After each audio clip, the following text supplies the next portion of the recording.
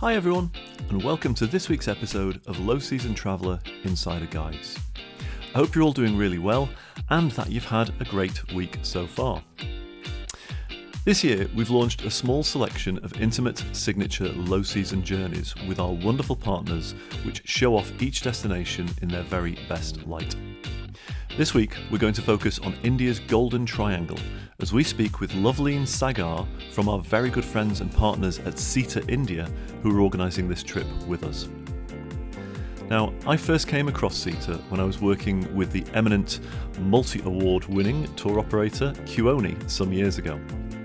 Today, Sita are trusted to run the ground operations with some of the most well-established and leading tour operators in the world, and we are so proud to be working with them to offer our tours in India. In this episode, Lovleen talks to us about the sights, smells and experiences which await us when we head over to India later this year for our signature journey to Rajasthan. Enjoy. So Lovleen, it's wonderful to have you on the Low Season Traveller Insider Guides podcast. How are you? I'm very well. Thank you, Jed. And thank you so much for inviting me to speak about India. Oh, it's absolutely our pleasure.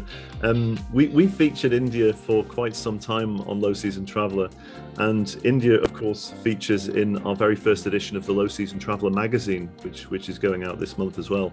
But to our shame, we haven't done an India podcast yet. So we're delighted to finally have a podcast about this wonderful destination, which is close to our hearts. So thank you so much for joining us on that. First of all, Lovleen, for our audience out there, located all over the world, tell us a little bit about yourself and your background. Jed, as you know, we are your partners in India, Sita Travel, and I look after the Destination Knowledge Center, and which within the organization, apart from handling another branch. And we have explorers whose sole job is to go and look for experiences, unique experiences, authentic, interactive, immersive experiences for our guests. And we are the knowledge base, and we believe that locals know the best secrets. And in each of our cities or small cities or big cities, we have these friends of Sita who are kind of not necessarily from the travel trade. They are not your professional guides, but they are people who are, like you and me, passionate about their city and passionate about travel, and who love to showcase things as they are. And these are the friends that we find when we travel. So this Destination Knowledge Center that I run, it's a passion, and I think that's what sets all our tours apart and different. Absolutely. And again, should just point out for our listeners, I first came across Sita. Gosh, it must be nearly 20 years ago when I was working for a large luxury long-haul tour operator. I won't mention any names, but it's fair to say that Sita have been around for a very long time. Probably one of the most established, I would say, destination marketing and management companies in India over many, many years, working with some of the largest brands and most well-known brands in the world of travel. So it's our honor to be partners with you, and we're so delighted about that. And like you say about the knowledge center, again, I don't think there's many DMCs that have a dedicated knowledge center and go to that level of detail, which I know you guys do. So that's fabulous. Lovleen, I'm really conscious. I said this at the beginning. We've only got 20 minutes and we're going to try and cover off Rajasthan, which is just, it's an outrageously hard job that we have today, isn't it? To get it all in 20 minutes. Yeah. But Absolutely. Let's just get straight in. Obviously, a lot of the reason that we're talking to you is we are running a tour to a Resplendent Rajasthan, as we're calling it, which is really they say the Golden Triangle. It's kind of the heart of India, and that particular tour starts in Delhi. Just for our listeners out there who maybe maybe they've never been to India before. Certainly, maybe they've never been to Delhi before. Talk us through what would they see and experience in Delhi, and what is it that delights travelers when they come to Delhi? So I think a first-time traveler would find it very fascinating, because just as you land, you hear the sights and the sounds and the smells, and it's really a five senses assault on your experience. So Delhi literally means the heart, Delhi. So it means the heart of India. And so you land into the heart of India, and it's the capital. And of course, it's 7 cities in one, and it's been established over centuries. So you see the past juxtaposed with the modern, and it's the political capital and also the hub of some fantastic universities and sites, and modernity juxtaposing with the old monuments. So it's very, very interesting. So you see the British who were here, you see the Mughal era, the Middle Ages, and the ancient, all rolled into one. So Delhi is fantastic, a brilliant introduction into the cosmopolitan, multicultural that India represents. Absolutely. I take your point very much. I've had the great fortune of visiting Delhi many times. And I remember the first time it was an assault on the senses. Like you say, it's these smells that you're unfamiliar with, and the sights and the bustle. I think the bustle of the city is quite unique. And one of the highlights for me, and I know that our tour, of course, takes it in, India Gate. India Gate. Yeah. So incredible building, isn't it? Yeah, it's a memorial to it's a war memorial basically for the soldiers of the Second World War and the First World War, and subsequently the other wars that India's fought, 3-4 wars that India's fought after independence. So it's a memorial to the soldiers, and there's an ever glowing light there, a lamp that glows forever. And so you see the Lutyens Delhi, and I think for me the highlight of Delhi would be the 5 senses tour that we do, which kind of includes a tour into the old part of town, and you get to create your own itra, which is the traditional name for perfume. So you see how perfumes are made, and you also see the narrow lanes, bazaars, and you go on a rickshaw, which is a which is like a cycle rickshaw. And you get that experience into Old Delhi, and you see the spice market, and it really is a typical 5 senses tour. And you get to see a Sikh temple, which for me is a huge highlight. You see the community kitchen and how people create food for just anybody is welcome in the temple, and people are fed. So that's another brilliant experience that you will see when you come to Delhi. Absolutely wonderful. And I think it's great because we say this all the time when you travel. And like I said, I've been to Delhi a couple of times. I've never had the great fortune of being guided around Delhi. And therefore, and this is the frustration, and it's a good tip for all of you travelers out there. When you don't know what you're looking at, it's harder to have an appreciation. And I think that's why it's so important to have a really good guide with you who can bring it to life. So I didn't know really much about India Gate beyond, I just thought it was a fabulous building. But I didn't know anything about it, and I think that's again, it's the value of having a good tour guide, isn't it? I think especially when you go through the old town as well, so that they can help you experience it a little bit better and understand and appreciate what you're seeing. Yeah, absolutely. They bring alive a place like nobody else does. And most of the guides that we have are storytellers, and they build in and they weave in these stories that make you remember, and things that you see. So you'll remember the stories when you go back. Yeah, I love that. The last thing on India Gate I will say is whenever I've been there in the past, there's some sort of like park areas nearby. You always see people playing cricket there as well.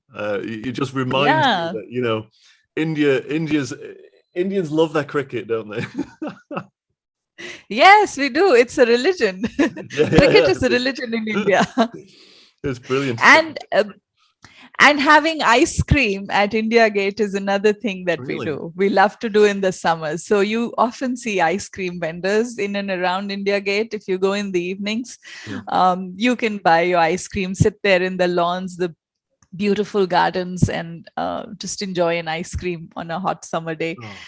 So that's another lovely thing that we love to do. Yeah, absolutely love that.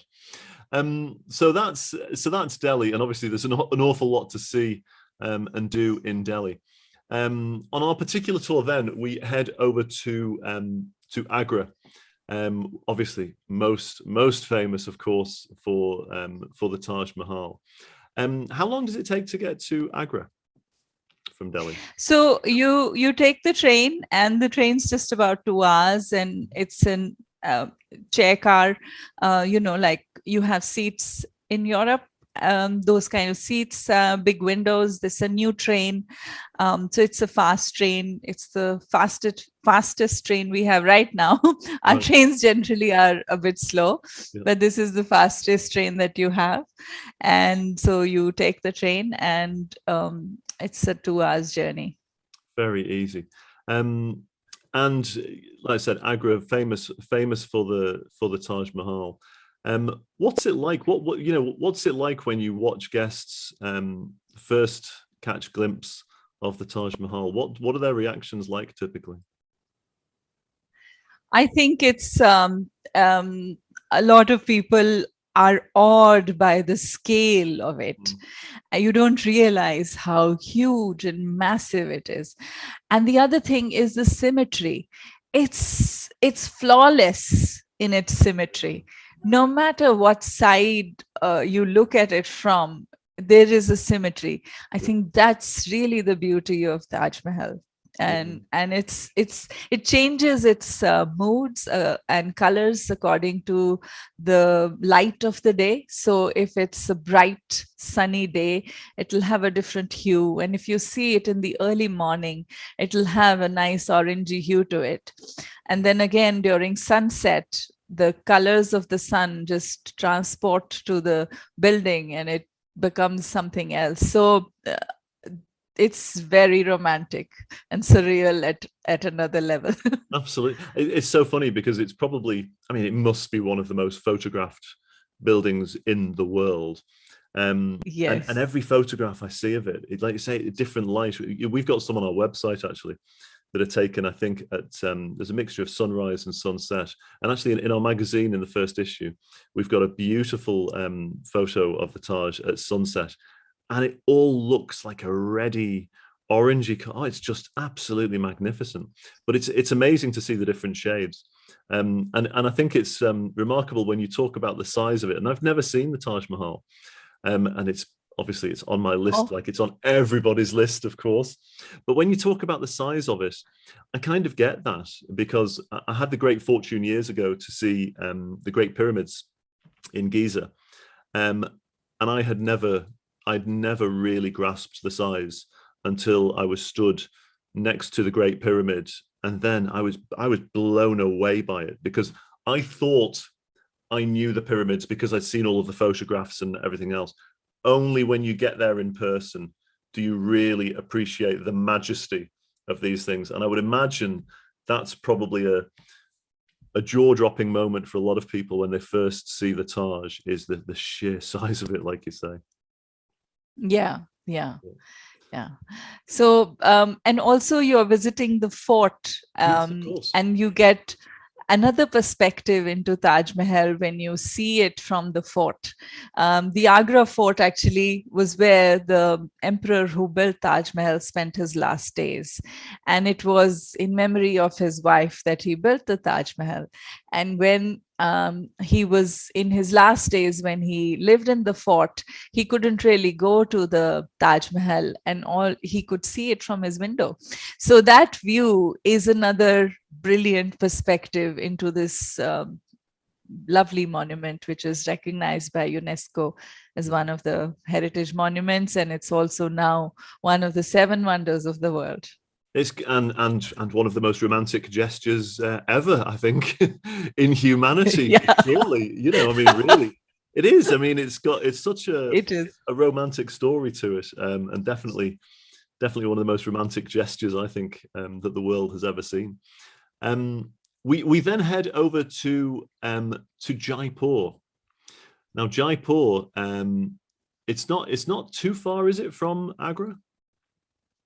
No, it's not too far. So it's a 4.5 hours train ride. So the thing about this program and this itinerary is that we are doing everything very slowly, unhurriedly, and we are also using local modes of transport which are sustainable. So instead of going in a car or in a flight or in a coach, we are taking the train. The fun of being in a train, other than that it's very sustainable, is that you get to meet local people and you get to interact with them. They'll probably offer you their tiffin and say, here, have a little bit of pickle and roti. Oh, So lovely. so the I think the charm in going in a train is different. And you can walk around, you don't have to sit, so it's more comfortable than a car, I feel. And that's why we've chosen the train here, and it's 4.5 hours by train. Yeah, it's quite easy, really. And it's wonderful that when you travel by train, and I'm fast becoming a real advocate of travel by train, but you see everything. You see the real India, at the stops along the way, with the people, the local interactions. You'd miss so much if you were flying over it, wouldn't you? I mean, you just wouldn't. Well, you wouldn't see any of that. So I always think to experience a destination at ground level or at eye level, I think is always preferable, isn't it? Yeah, Absolutely. I couldn't agree more. Jaipur is known as the Pink City. Tell us.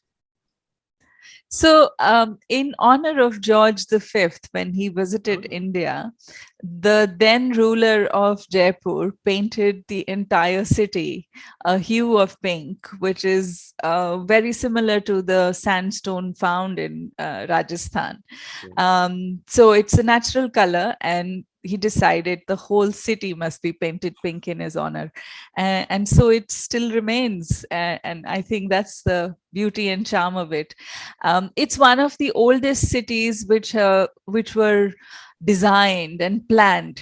Let me put it that way. They were first planned city of India. So there are lanes that were meant for craftsmen. There were lanes that were meant for certain type of shopkeepers. It's one of the first planned medieval cities of India. And it's the essence and heart of Indian culture. I think when you go to Jaipur, you see the vibrancy at its peak. Yeah, absolutely wonderful. And what are some of the kind of the sights and experiences that people typically have when they go to Jaipur? So Jaipur is the capital of Rajasthan, which is a desert state, and I think the people are so tired of the monotonous color of the desert that they are very, very colorful. So you see women in bright red, yellow, purple saris, and you see men wearing colorful turbans. And I think the colors of Jaipur are what really attract you. And I think the highlight here would be the homestay, where you're going to stay. It's a beautiful homestay that is run by a Rajasthani erstwhile aristocratic family. His name is Durga Singh Ji, and he is just lovely to chat and hang out with. He teaches you kite flying, and his wife and he both are real good cooks, and they give you good food, and you get to try out a home cooked food, and you even have a cooking demonstration and a chance to cook with them. So this is a fun experience in Jaipur, I think, other than the usual sights and sounds that you do. I love that. It adds that authenticity, and I think a lot of people now, certainly myself, we love to learn to cook different dishes as we travel, and then try and replicate that when we get home. I will say, never tastes the same when I get home. Never tastes quite the same. It's I can get the best ingredients. It just never quite tastes the same in Manchester when it's snowing as it would in Rajasthan. But yeah, I think it's the water. Yeah, it must be. Well, do you know, I think it's the whole experience of it. I've said this many times. I was doing a podcast recently. We were talking about wine in South Australia. And I've had wine in South Australia in the vineyard where the grapes are grown. And it tasted amazing. The sun was just setting, overlooking the vineyard. It was amazing. It was the best wine I've ever had in my life. So I brought 2 bottles back, as you do, to the UK. And drinking it in Manchester, just not the same. It didn't taste the same. I think there's a link between our environment and our taste and the whole experience that goes with it. But it never is the same when you get home. It's one of those, you have to be there. You really have to be there to appreciate it at its best, I think.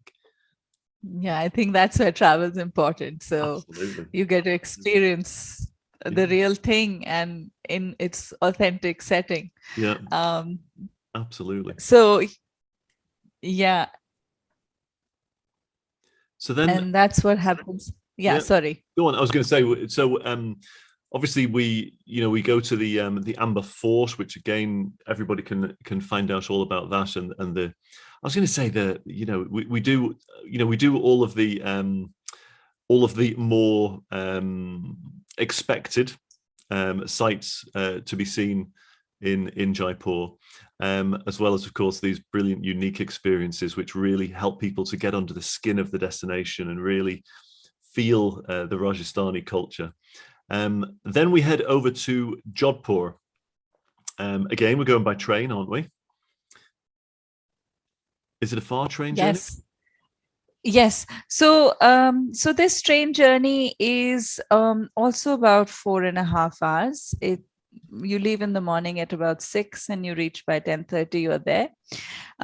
You can either have packed breakfast or you can have a nice sumptuous breakfast when you arrive. So it's a morning train.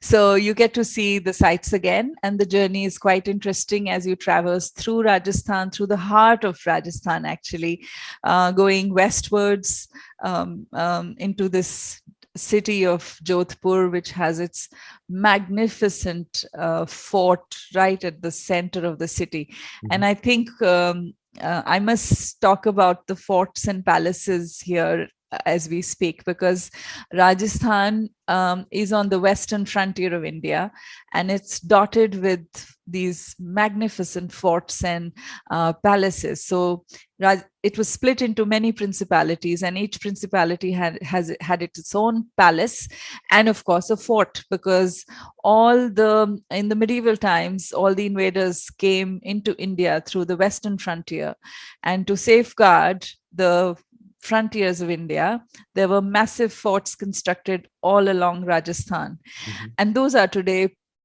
magnificent tourist sites, and some of them had been converted into these palatial palace hotels. I mean, literally palace hotel. So I think that's another magnificent thing about Rajasthan, that you get to see these beautiful traditional buildings. And if anybody is interested in, defense studies, then it's fascinating to see how these forts all along Rajasthan are still there, strong. So the fort in Mehrangarh Fort in Jodhpur is really beautiful. And when you go on top, you see this entire vast city all around it. And around the fort are the blue houses. So if Jaipur is known for its pink color, mm-hmm. Jodhpur is known for its blue color, because blue houses in and around the fort were of a certain community, of a certain caste. And that community still thrives and lives there, and they continue to paint their houses blue. We actually have a very fun experience going into one of these blue houses to cook a meal with the local family. So one more fun thing. We love our food. Yeah, absolutely. Yeah. That's I think I think it's safe to say that anybody that joins us on this tour will probably put on a little bit of weight, I think. Yeah, and we eat ghee, which is clarified butter, and in Rajasthan they put ghee in everything. But that's why it tastes so good. That's why. Yeah. Fabulous. From now, one thing I did want to talk about was the we do go to the Bishnoi villages on the outskirts of Jodhpur. Tell us, for anybody out there that isn't familiar with the Bishnoi, tell us a little bit about this experience. So this is like a safari. You go into the outskirts of Jodhpur, in the wilderness, in the local villages, in and around. And Bishnoi community are eco warriors. Their religion is nature. So they worship nature, and for them, trees are gods, and any animals or beings are to be revered and to be worshipped and to be thankful for. So they have tree temples in Bishnoi villages. Wow. It's really fascinating to see a tree being worshipped. And so they are the traditional and, natural environmentalists, and they very, very staunchly protect all flora and fauna around their villages. They are vegetarians, of course. And so you get to interact with a family from the Bishnoi community, and you will be served a nice hot meal in a Bishnoi family, in their mud houses, in their traditional way, very organic, natural way of living. You get to see that, and you get to interact with them and talk to them and see this community. So it's very fascinating how, myriad Indian communities are. Very different, very different, but it really caught my eye as we were sort of putting this tour together. It was just an area of India I was unfamiliar with, and a culture that I was unfamiliar with. But if ever there was a culture that should be protected and celebrated, it looks like the Bishnoi would be one of those, and especially right now when we're all trying to do as best we can to protect our environment. Be a really interesting part of the tour, actually, to learn more about the Bishnoi way of life. Yeah, it's fascinating how much we can learn from them.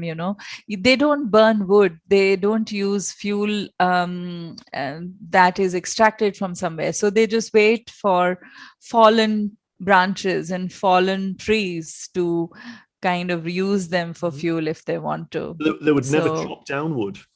No, they never chop down wood. Wow. I would absolutely love to experience this culture and learn a little bit more from them. I think it would be great.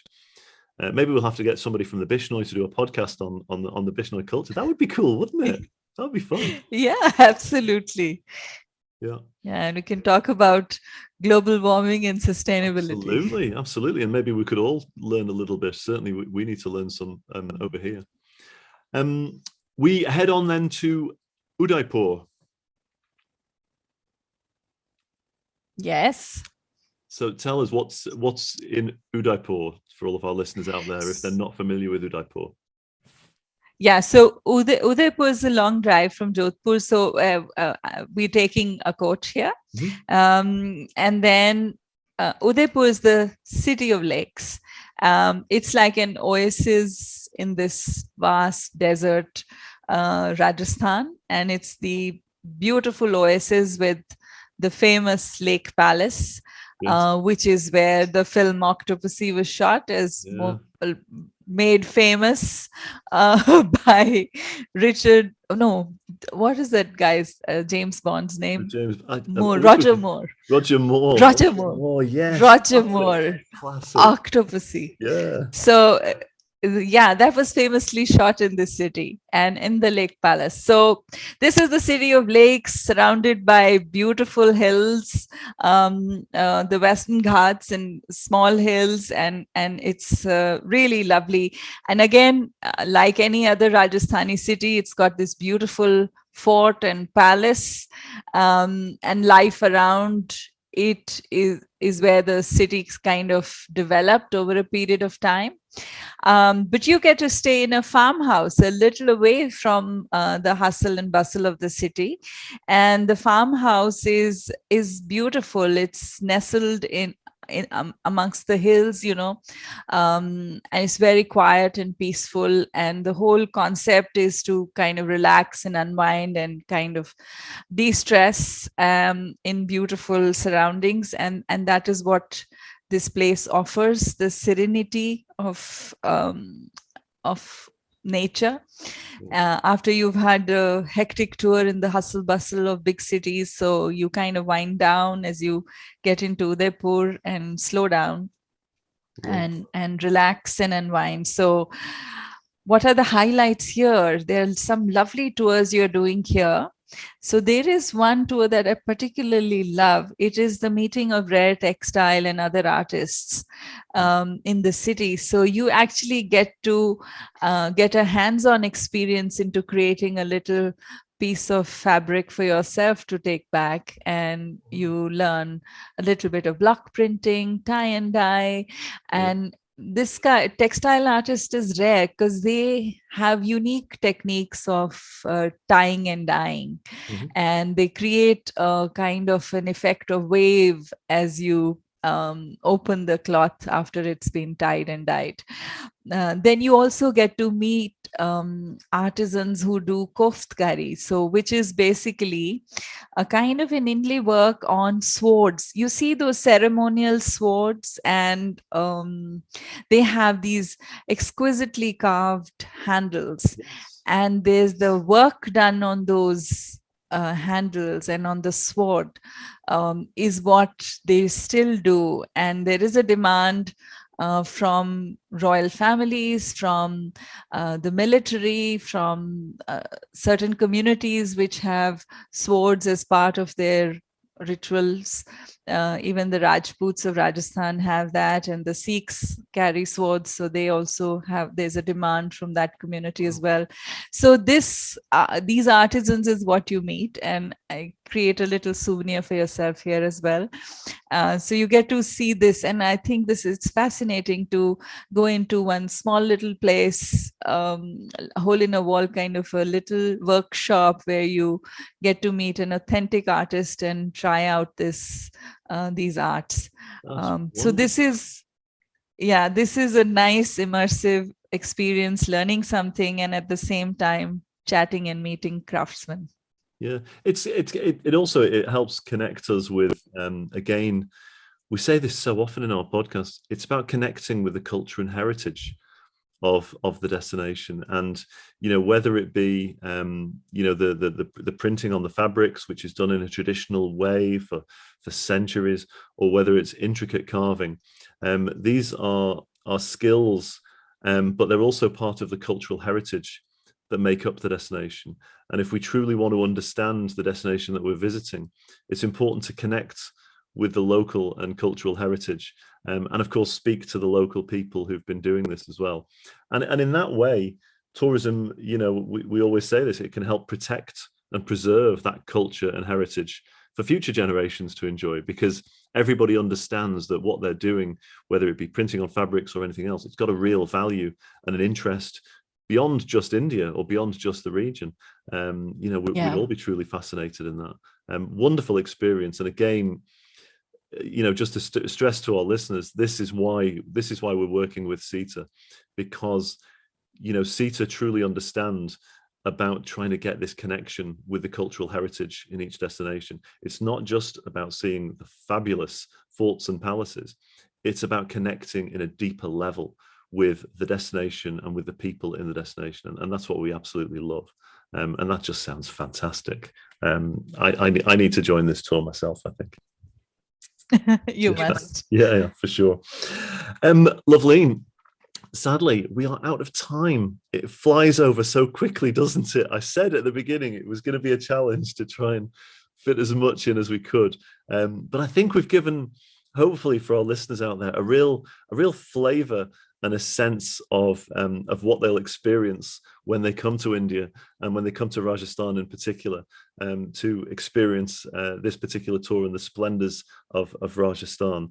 So thank you so much for that. Thank you so much for your time. And thank you for stepping up to the challenge of doing it in 20 minutes, because it's not easy, is it? It's not easy. No. Thank you so much, Ed. It was my pleasure. And I hope our listeners will join in the tour and they'll actually see it in real. Yeah, absolutely. Well, listen, I think India is on a lot of people's bucket list, and everybody has really struggled in the past 2 years when we haven't been able to travel. And at times we were worried, would we be able to travel ever again? We just weren't sure. And I think a lot of people are now feeling, as we're starting to come out of this thing, I'm not going to take travel for granted again. And when I do travel, I'm going to make it count. And I think that India will be quite high on people's lists, because it's probably been high on their list for a while and they've been putting it off. And I think now after the pandemic, they'll be thinking, no more putting it off. We don't know what tomorrow holds. Let's go now and appreciate it while we can. So I think that's fabulous. So hopefully we'll get a lot of listeners interested. But you are going to be joining us next week, because we're going to talk about Kerala, a different part of India next week. And we're going to go really slow again. It's Kerala unhurriedly, isn't it? Give us a little bit of a sense as to what we can look forward to when we talk about Kerala. Very different, right? Yes, it's extremely different. So it's the opposite, actually. It's right at the southern tip of India, and it's tropical, it's magical, and it's water, it's relaxation, palm trees, coconut trees, beaches, backwaters. What's not to love? And spices. And spices, gosh, perfect. And I'm sure it's great food as well. So we'll be covering that next week, and you'll be joining us again. But for now, Lovleen, thank you so much for your time. Greatly appreciated, and very much looking forward to speaking to you next week when we go to Kerala. See you next week, Jed. Bye-bye.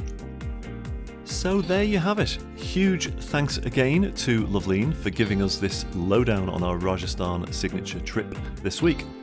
And if you'd like to join us later in the year for this journey, the tour runs from the 14th to the 27th of September and costs just £1,799 per person, with no single supplement for the first 2 confirmed solo travellers.